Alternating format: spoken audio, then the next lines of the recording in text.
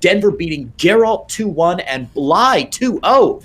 And Ziggy stealing a map off of Mana earlier. So, Grant, I think this is going to be a lot closer than the results may otherwise indicate. Yeah, I'm completely with you there, mate. I think this one could be very, very interesting. We're due for some explosive games, certainly. For now, though, our players in the southeast of Lightshade with a personal sponsorship from Coca even. He is the Blue Zerg player from France. It's Denver. I thought you were going to go for the full French pronunciation of the team name, and I was real excited for you. And spawning in the top left-hand side with objectively the worst skin in the game on his command center, it is our red. I couldn't help it, sorry. It is our red Polish Terran player, currently teamless. His name, Ziggy. Now, Crater, the best thing about this is that I know my dad is watching right now. Oh, dear. Oh, dear. My I know what you're going to say. Go on. Watches all of my stuff. And my dog is with my dad. Oh, no. And my dog is called Ziggy. So every time we say his name, he gets a little bit excited. Hi, Ziggy. Here, boy. Hey, Ziggy. Oh, don't. Oh, that's so mean. Okay, 2 racks. This is Ziggy the player, not Ziggy the dog to his T. We're going to see a whole bunch of Reapers. This is what he does very often. Now, we do have a quick pull here from Denver, knowing that he does have to be prepared. He has his first 4 lings on the way. We have a few more racks going down behind this, putting us up to a total of 3. There's going to be a whole bunch of Reapers. Oof, and Grant, this is a really interesting start because, of course, Denver did go pool first here. His hatch very, very late, unscouted. He does not see, if you check his vision here, Denver has not seen anything that he's up against. So these players actually blind countering each other. Neither player scouting, both players going for just about the most aggressive opener you possibly could. Now, Denver not investing into more lings, but the second he sees those 2 racks, he is going to absolutely need to crank out a few more. Only 1 queen on the way right now for Denver, and as soon as that natural finishes, he's got to start another one right away. This very early Reaper timing might tip Denver off. Something's up. Oh, yeah, for sure. Now, this first Reaper, he needs to make sure... Ziggy needs to make sure he keeps all of the Reapers alive, because he needs to get them en masse here. The first couple, not particularly dangerous, but once you start adding more and more in, it becomes more of a threat here. We see the second one joining. 1 drone will be saved. And now this is starting to get a little bit scary. There are 4 more lings on the way. This is Spore. Oh, no, of course, yes. This is a rescue Spore. I was confused then. And gas guys as well. What a weird read from Denver. Yeah. Creep Tumor could be targeted down here. Oh, he loses the Reaper. That's really bad to start things off. Gonna dive here for the Creep Tumor. Does get it. Wow. Lings coming in. This is a decent start here for Denver, whose ling count is getting a little high. Yeah, losing the Creep Tumor, obviously not ideal. Forced to waste some of that Queen energy on another Creep Tumor where he'd like to be saving it up for Transfuse energy. But the real problem is that Ziggy continues to make Reapers. He's only lost 1 so far, which doesn't seem like a big deal. But really, you've got to get up to massive Reaper numbers. And this is really nice link control from Denver. But wow, Ziggy has researched the covered with Crisco oil upgrade for these Reapers. And they are being so sneaky boys here. Getting out of here, greased up beyond belief. There's a Queen. Good wins already for Ziggy. Yeah, now, this pressure isn't going to die off anytime soon. The good thing about Reapers is they're very, very cheap. You can just keep making them. As long as you keep them alive, as long as you only lose, for these trades, if you lose this 1, that's okay. If you lose this 2 or 3, it gets bad now. He's making 3 still at a time, and they can do this. Wow. Jump straight up into the main, use a lot of Reaper grenades and things to bounce everything around and take control of this game. We've seen Thermal do this to the point where he even gets upgrades for them. Hasn't done it so much recently. It did die off a little bit in the meta, but this is still very scary right now. Denver's making as many queens as he can, knowing that they're really the key, not taking too much damage, but Ziggy's army's starting to get very, very strong. He's going to kill some Creep Tumors too. Great use of a scan there to keep to stop himself from getting surrounded, and he can just bounce between the natural and the main, no problemo.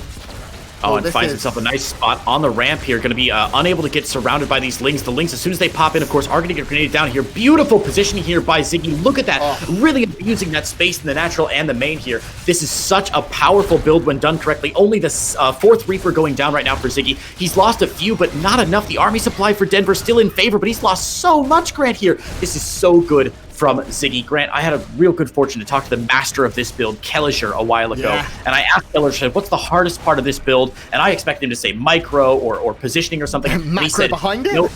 Well, that he said, knowing when to stop building Reapers. It's really more of an art than a science to sort of feel out, okay, have I done enough damage? Can I keep doing damage? How many have I lost? How many does he have?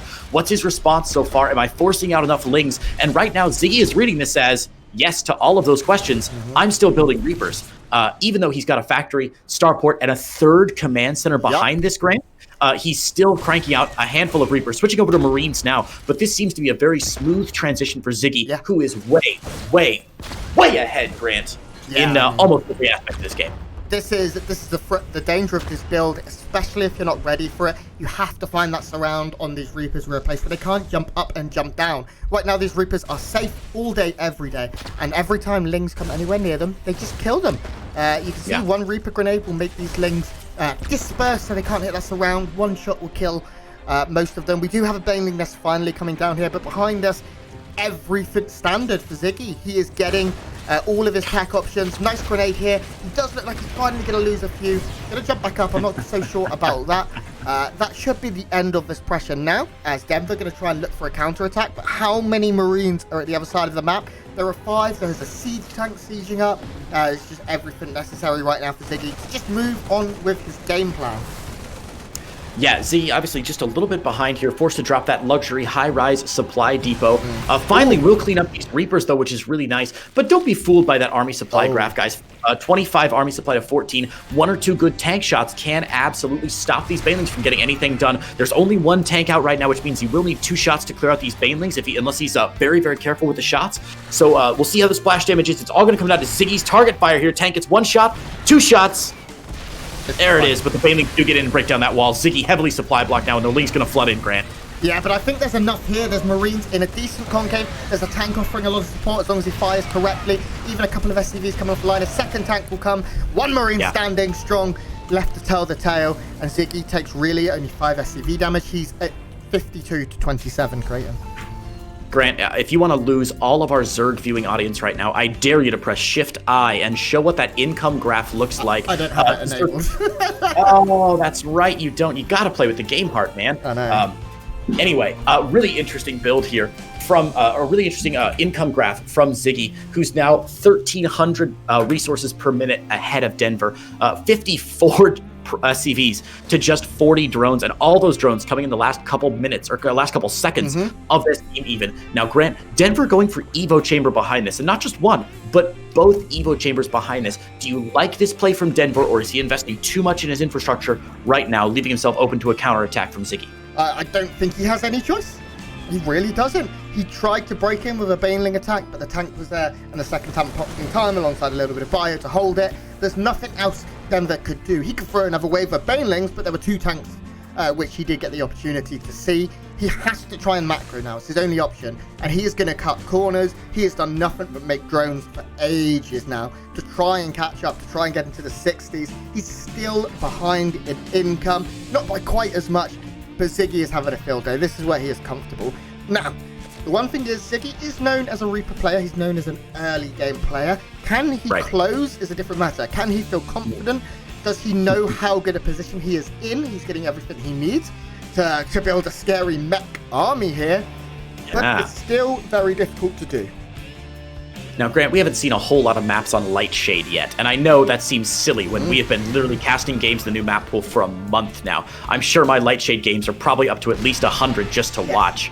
But that, like, realistically, that's not as many. And think about the maybe 1,000 games you've seen now on Pillars of Gold or Death Aura, for God's sake. So as far as talking about maps go, we don't know quite as much about Lightshade as we do about Pillars of Gold. The map is less solved, and one of the reasons that makes StarCraft so great when compared to other big competitive esports like Rocket League or League of Legends is that the maps are different, and it's another factor that the players have to weigh in. Grant, have you seen enough games on Lightshade to talk to us a little bit about how mech plays on this map versus how a more standard bio style might play for a player like Ziggy? Yeah, Lightshade's a little odd for mech. I don't hate it by any means. This is a nice wraparound though. Sorry, Creighton, I will get into that in a moment.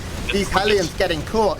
So Lightshade has sort of different phases of the map. It has wide open low ground areas and tight corridors of high ground.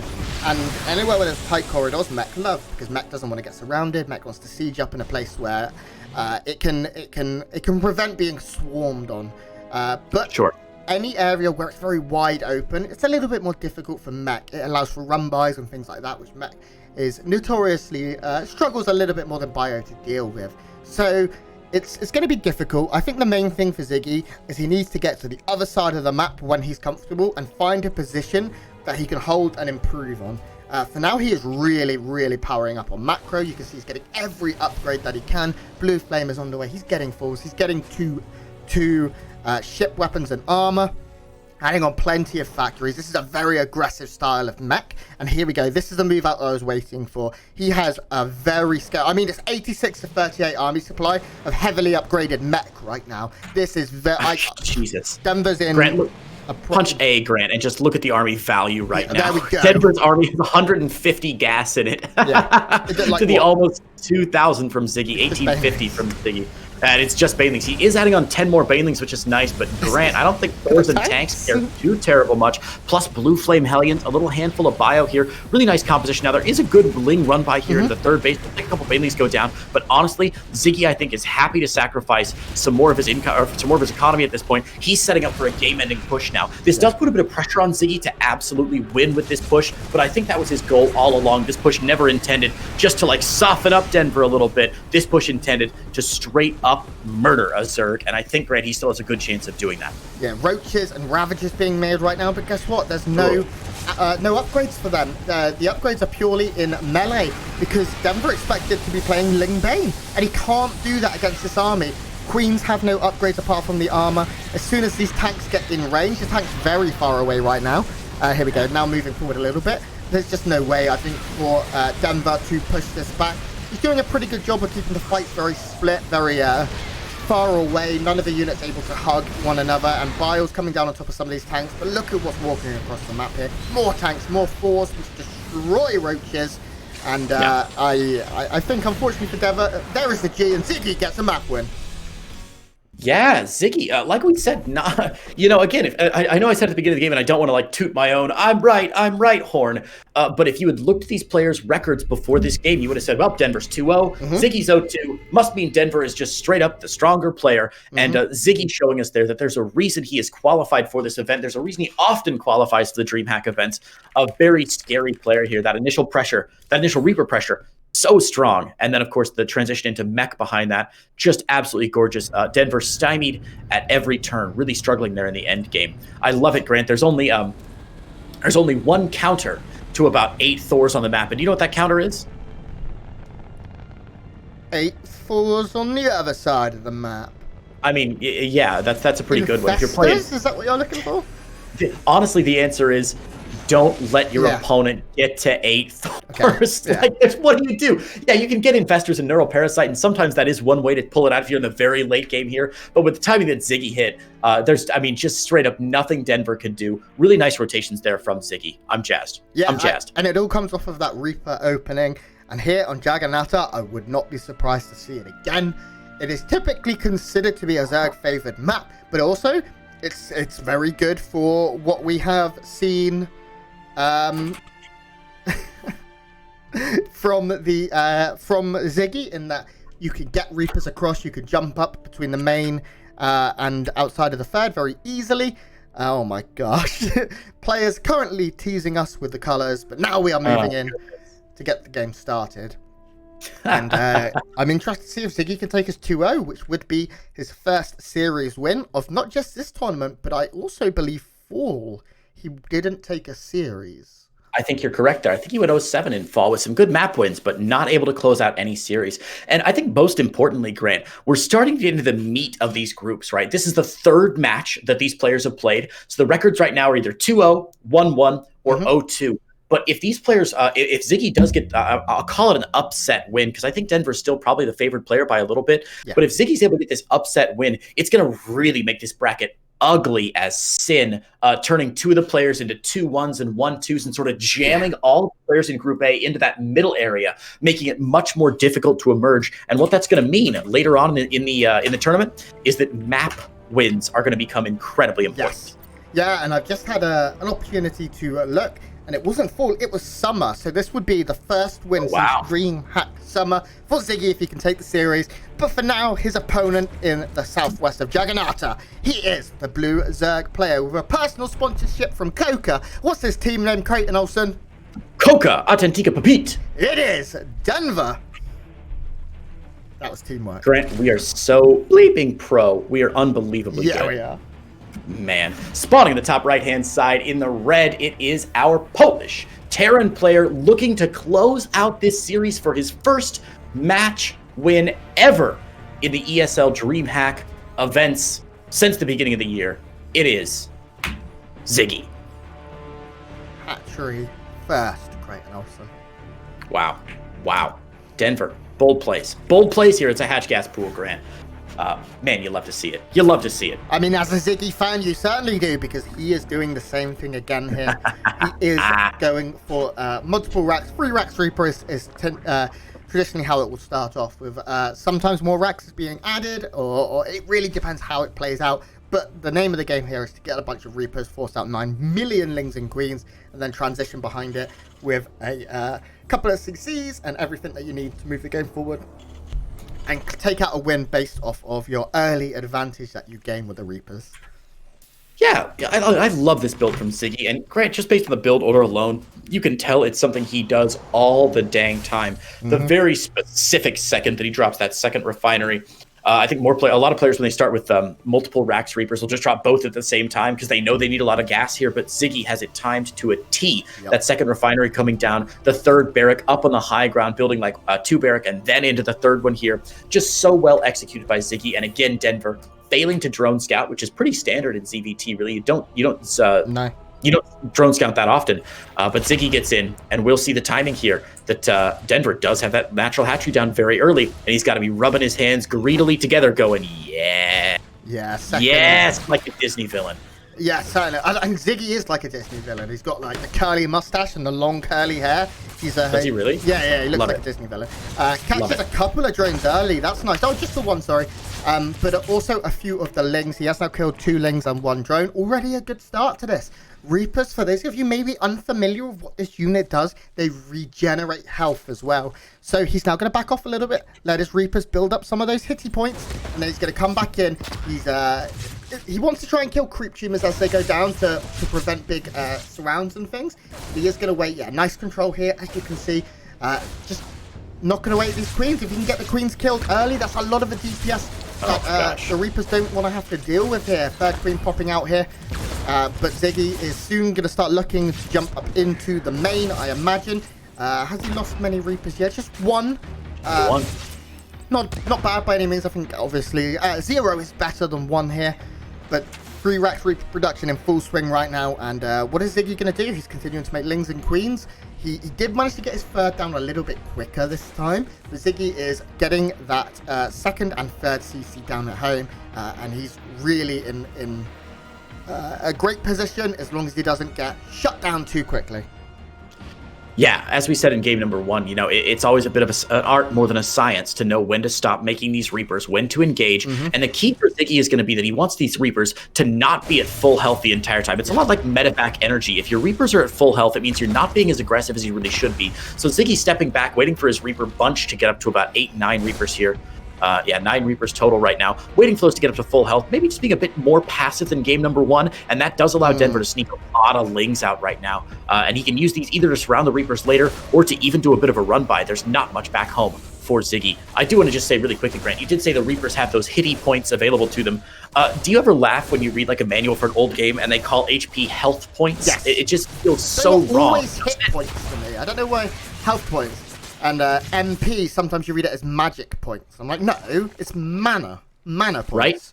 I think it comes back from, I can't remember if it was original editions of Dungeons and Dragons where health points and not hit points. I'm sure some D&D nerd is going to be like, actually, in version 2.5, there was a change. Dude, that's on me. I'm the D&D nerd here.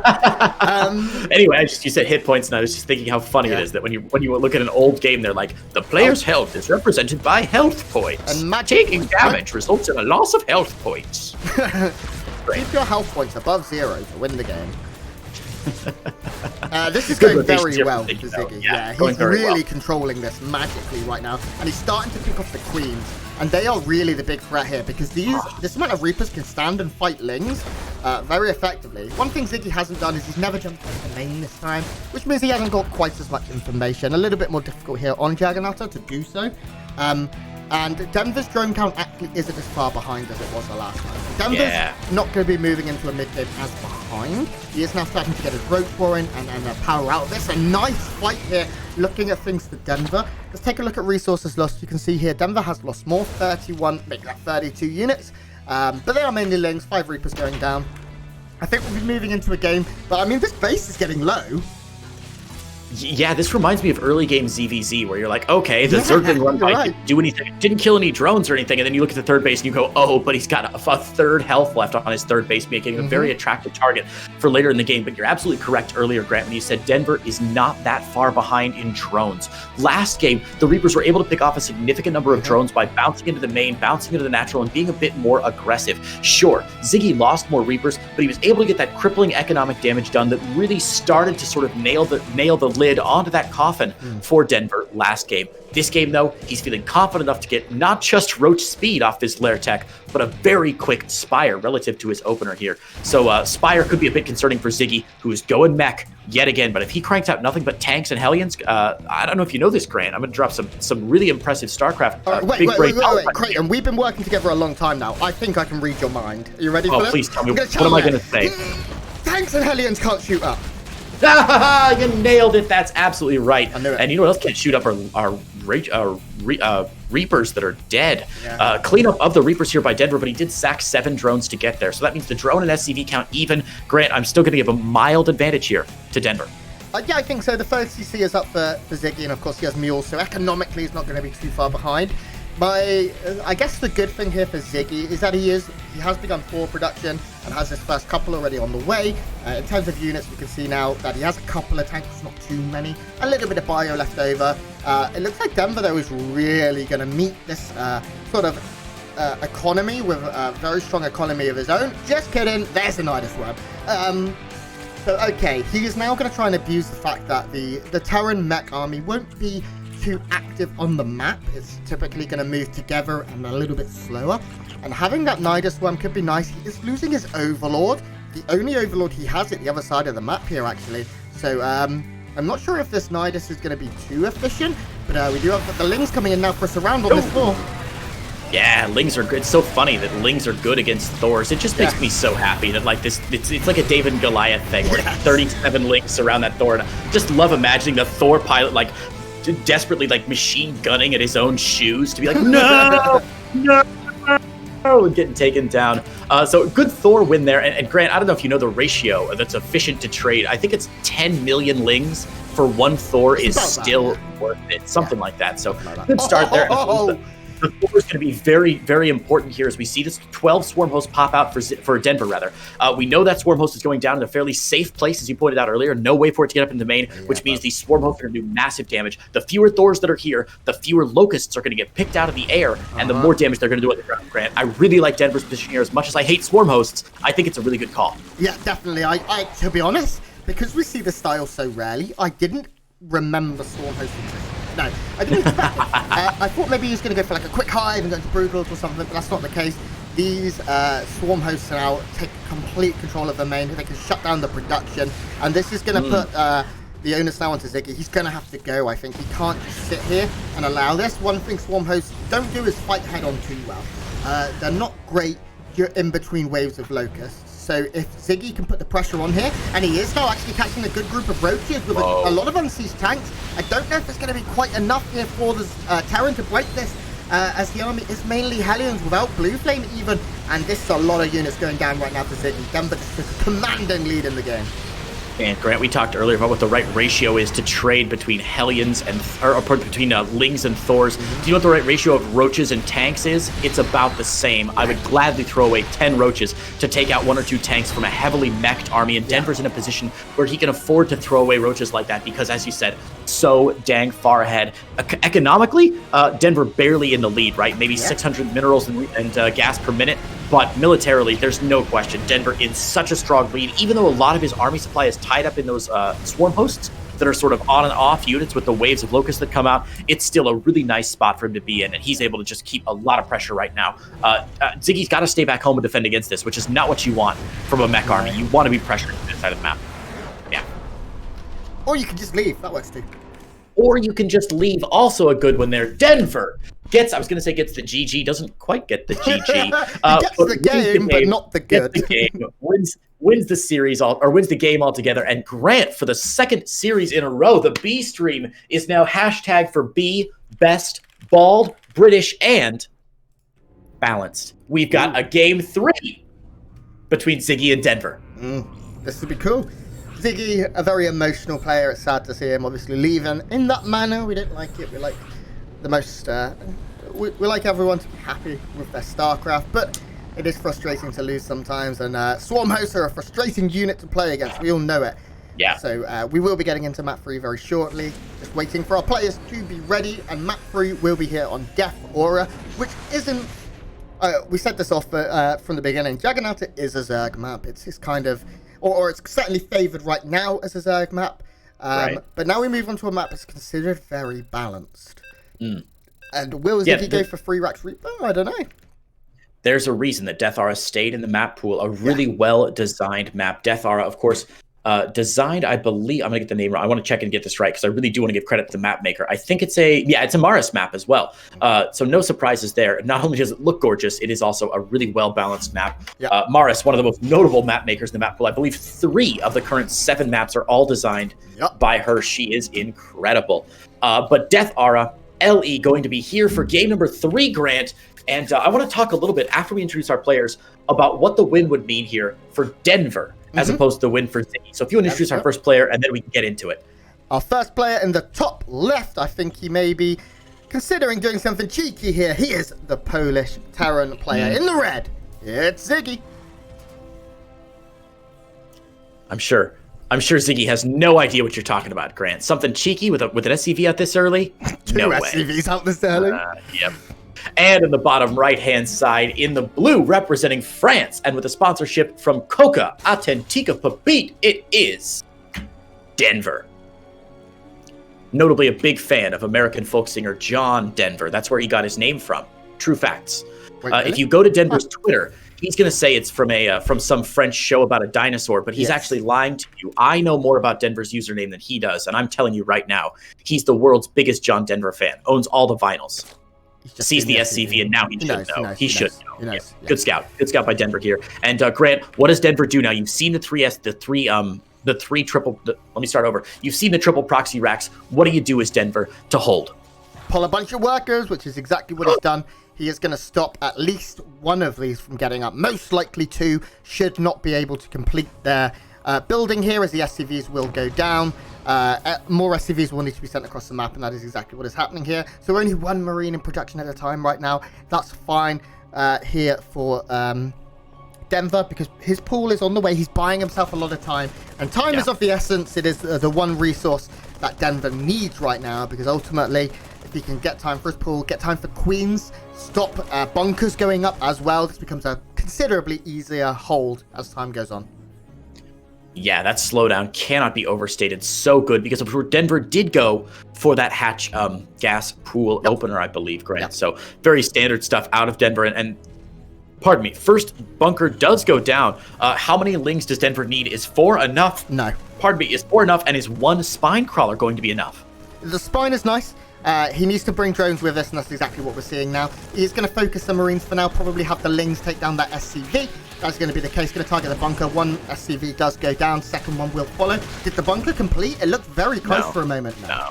Okay, now the drones can retreat, and now there are enough lings here. With the spine about to finish, the spine can reposition further forward. It does outrange the bunker, and that's going to mean, unfortunately for Ziggy, he's so far away from actually doing damage. Denver comfortable enough even droning now. Oh man, yeah, this reeks of desperation right now, Grant. Ziggy really going hardcore with the Marine push. Obviously, when you go Reapers on triple proxy racks, there's a little bit more mobility, there's a little bit more chance at, oh god, lose another SCV, cancels a second bunker. Obviously, that second bunker, a very desperate push from Ziggy, and losing even that bunker so far off creep is really rough. A couple SCVs have been pulled. I'm not surprised that Ziggy hasn't already pulled all of his SCVs across the map now. Last-ditch effort here, but does Denver have enough? As you said, feeling confident enough to drone a little bit behind this. That may have been a bit of hubris, but I think he'll be all right. What do you think, Grant? His spine will fall down, but there's a lot of drones fighting here. They kill all the SCVs first of all. There's not too many Lings left, and there is still Marines out. 3 still being produced at a time. If he can catch another Queen, maybe, this would be a different matter, but there is another spine crawler in that second spine, showing that Denver does not suffer from the hubris of his opponent. And yeah, the spine now too much. That long neck is going to punish these Marines all day long. GG, Denver takes the series 2.